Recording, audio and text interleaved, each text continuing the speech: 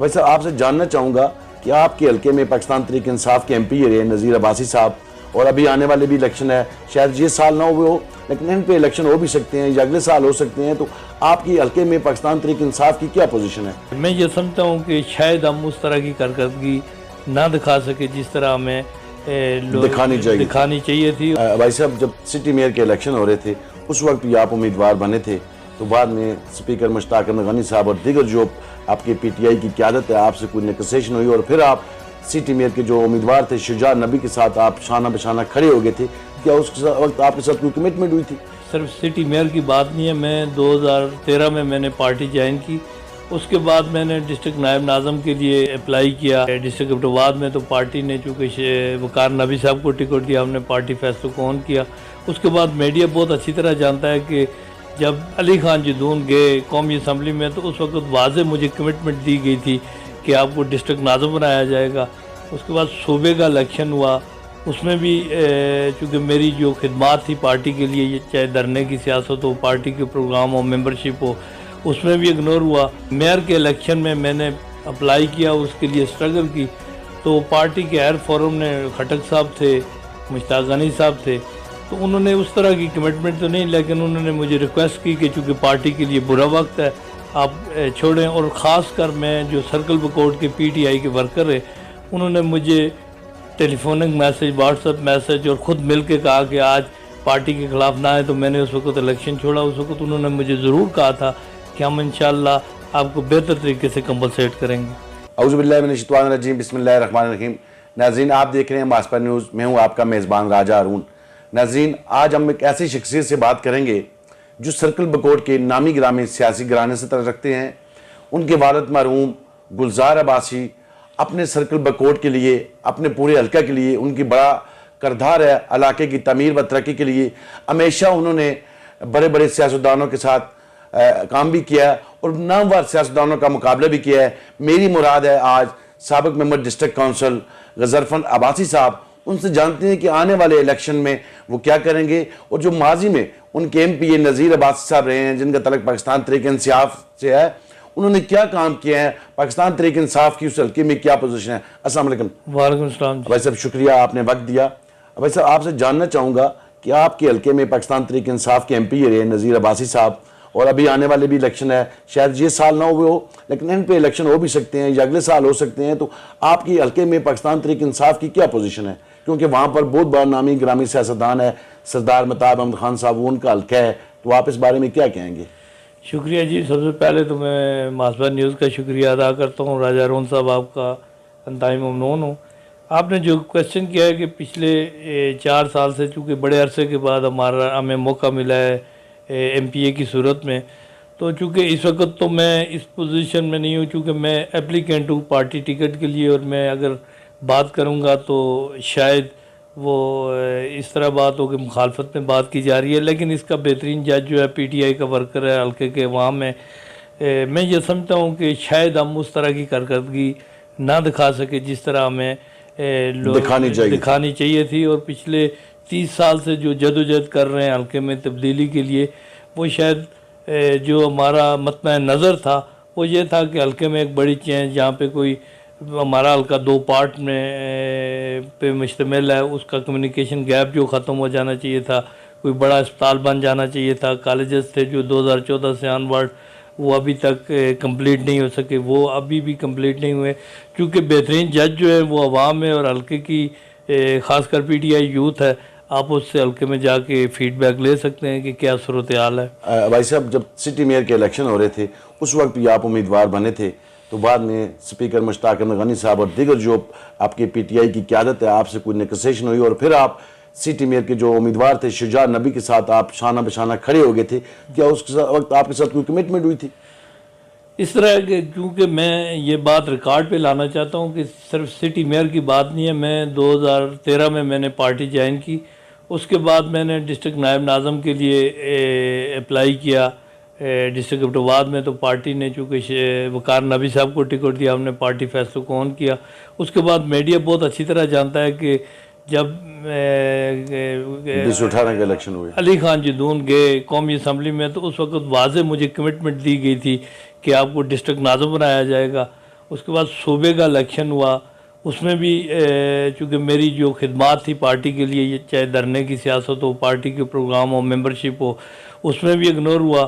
तो फिर मैंने मेयर के इलेक्शन में मैंने अप्लाई किया, उसके लिए स्ट्रगल की। तो पार्टी के हर फोरम ने, खटक साहब थे, मुश्ताक गनी साहब थे, तो उन्होंने उस तरह की कमिटमेंट तो नहीं, लेकिन उन्होंने मुझे रिक्वेस्ट की कि चूँकि पार्टी के लिए बुरा वक्त है आप छोड़ें। और ख़ास कर मैं जो सर्कल बकोट के पीटीआई के वर्कर है, उन्होंने मुझे टेलीफोनिक मैसेज, व्हाट्सएप मैसेज और ख़ुद मिल के कहा कि आज पार्टी के ख़िलाफ़ ना आए। तो मैंने उस वक्त इलेक्शन छोड़ा। उस वक्त उन्होंने मुझे ज़रूर कहा था कि हम इंशाअल्लाह आपको बेहतर तरीके से कंपलसेट करेंगे। तो अभी जो आने वाला मुतवक्का इलेक्शन है, साल बाद होता है या इस साल होता है, तो इसमें आपकी क्या स्ट्रेटजी होगी? वहाँ के आपके इलाके के लोग क्या कह रहे हैं? जब सिटी मेयर के इलेक्शन हो रहे थे उस वक्त भी आपने बहुत बड़ा ग्रैंड जिरगा बुलवाया था, तो लोगों ने आपको कहा था आप मिलकर इलेक्शन लड़ें, हम आपके साथ हैं। तो अभी आपकी क्या स्ट्रेटजी होगी? अभी इस तरह है कि हमने चूँकि अप्लाई कर दिया है पार्टी को, हम ये तवक्को रखते हैं कि पार्टी का हर फोरम हमें सुनेगा, हमारी खिदमात को मद्देनज़र रखेगा। और चूँकि उस वक्त भी मैंने जिरगा बुलाया था, आज जितने भी स्पेशली जो इग्नोर हैं पीटीआई वर्कर, वो मुझे स्ट्रेस कर रहे हैं कि आप मैदान में आए, इलेक्शन लड़ें। मैं इंशाअल्लाह अब की बार, चूँकि मैं 3-4 दफ़ा पार्टी फैसलों को ऑन कर चुका हूँ, और मैं इस दफ़ा चूँकि पार्टी का जो बैकबोन है उसके फैसले का मंतज़र हूँ। मैं उनसे रिक्वेस्ट भी करता हूँ कि आज मेरे साथ स्टैंड करें। चूँकि इसके साथ साथ मैं एक बात ज़रूर करना चाहूँगा जो आपने शुरुआत में भी कही थी कि जो स्पेशली अब तो पी के 39 है, लेकिन जो पुराना 45 था सर्कल बकोट, उसमें 88 से ऑनवर्ड 2008 में मैंने इलेक्शन लड़ा था, जो 15-16 हज़ार वोट लिए थे।